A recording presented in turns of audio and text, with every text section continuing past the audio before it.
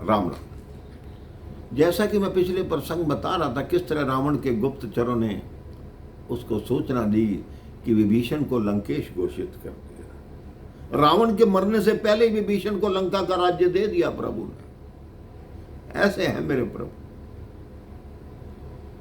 अब विभीषण जी से मित्रता हो गई, वो प्रभु के विश्वास पात्र हो गए।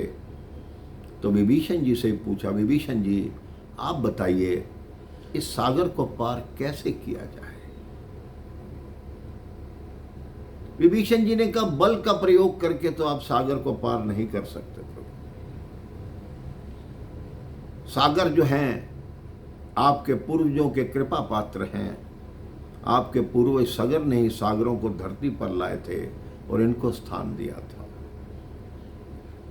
आप ऐसा करें, 3 दिन तक इनकी साधना करके देखें, हो सकता है कि ये 3 दिन में स्वयं ही आपको मार्ग दे दे।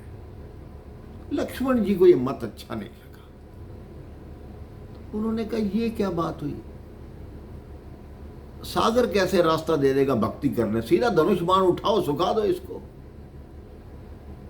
राम जी ने धीरे से आदेश दिया, शांत रहो लक्ष्मण, जो तुम्हारे मन में हो सकता है हमें वो भी करना पड़े, लेकिन हम 3 दिन तक सागर की साधना करेंगे। अब प्रभु श्री राम साधना में बैठ गए। रावण के गुप्तचर इधर उधर घूम रहे। विभीषण जी ने पहचान लिया कि ये तो रावण के गुप्तचर हैं जो वानर वेश में इधर उधर घूम रहे हैं, क्योंकि ये मायावी हैं, कोई भी रूप धारण कर लेते हैं। रावण के गुप्तचर सुग्रीव जी के पास भी गए कि आप ऐसा कीजिए, आप क्यों तपसी के चक्कर में पड़े हुए हैं, आपको सुंदर राज्य देंगे और राज्य आपका बढ़ा देंगे, अयोध्या का राज्य भी आप कर लेना, आप हमारे पक्ष में आ जाओ और इनका पक्ष छोड़ दो। सुग्रीव उनकी हर बात को दुत्कार देता है, कैसी बात करते हो, मैं तो प्रभु श्री राम के चरणों का सेवक हूं। विभीषण जी उन सब गुप्तचरों को पहचान जाते हैं, पकड़ लेते हैं। सभी वानर उनको पकड़ते हैं, कोई कहता है इनके नाक काट दो, कोई कहता है इनके हाथ तोड़ दो, कोई कहता है इनके कान काट दो। लेकिन जो गुप्तचर थे बहुत समझदार थे। उन्होंने सारी शिविर में घूम के एक बात समझ ली थी कि इन सब वानरों के लिए श्री राम जो हैं वो भगवान है। उन्होंने कहा, अगर हमें हाथ लगाया तुम्हें राम की कसम। सब वानर पीछे हो गए।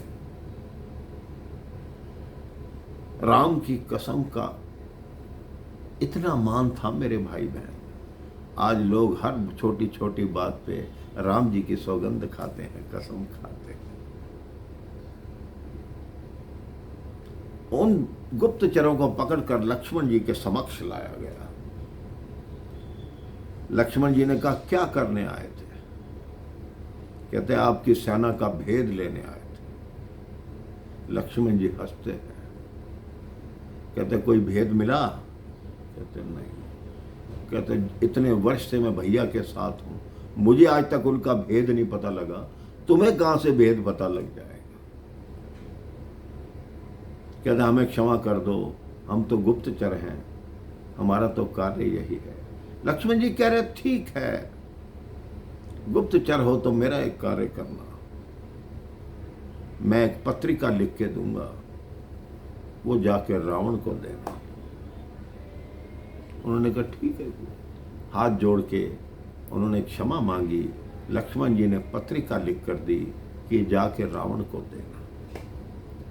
अब वो जो गुप्तचर है मेरे भाई बहन, वो रावण की सभा में पहुंचते हैं। रावण कहता पता कराए? उन्होंने कहा जी महाराज। तपस्वी की सेना कितनी है? कह रहे गिनती में नहीं आई प्रभु। कहते क्यों? कहते 18 पदम तो वानर ही हैं, और कुछ वानर तो इतने बड़े हैं कि अकेले लंका को खा जाएं। कुछ को पहाड़ों से रस्सों से बांध रखा है, वो ये कहते हैं कि हमें छोड़ दो, हम जाके रावण का वध करेंगे। तो रावण कहते हैं जो लंका जला गया था, कहते वो तो सबसे कमजोर वानर है, सब उससे तगड़े हैं। जब लंका वासियों ने सुना उनके पैर थर थर कांपने लगे कि जो लंका जलाने आया था अगर वो सबसे छोटा है तो और वानर कैसे होंगे। इसके पश्चात रावण की सभा में क्या हुआ ये मैं आपको अगले प्रसंग में बताऊंगा। राम राम, जय श्री राम।